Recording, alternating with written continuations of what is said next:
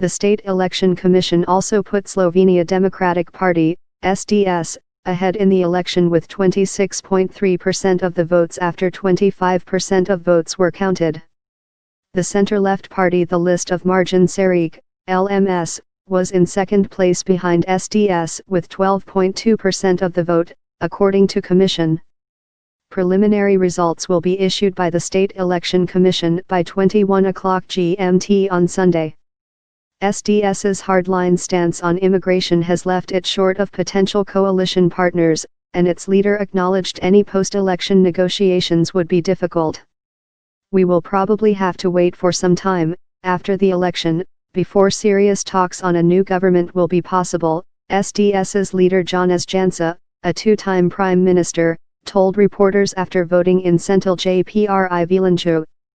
LMS's leader Marjan Serik told reporters after the partial results were released that he expected to get an opportunity to form a government, as most parties had said before the vote they were likely to join an SDS-led government. But the fragmented nature of the vote means SDS will need to link up with at least two other parties to gain a majority in the 90-seat parliament. The Election Commission said turnout by 16 o'clock GMT was 34.3% compared to 35.6% in the last election 4 years ago, when 51.7% of the electorate ended up voting.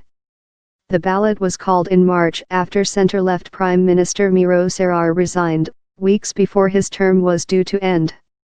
His departure followed a Supreme Court order for a new referendum on a railway investment project championed by his government. Cerar's party of the Modern Centre is currently in third place according to the exit poll. Putting Slovenians first, the SDS party, supported by Hungary's nationalist Prime Minister Viktor Orban, is firmly opposed to quotas for migrants and says most of the money used to support them should be diverted to the security forces.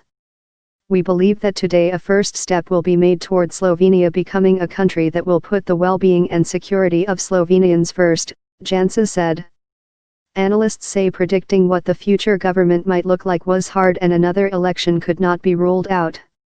It seems clear that the SDS will win, but everything else about this election is unclear because the question is whether the SDS will be able to form a government coalition, Meta Roglic, a political analyst with Daily Dnevnik, said. Slovenia, which narrowly avoided a bailout for its banks in 2013, returned to growth in 2014. The outgoing government expects the economy to expand by 5.1% this year. The new cabinet will also be expected to reform an inefficient state health sector and Slovenia's pension system.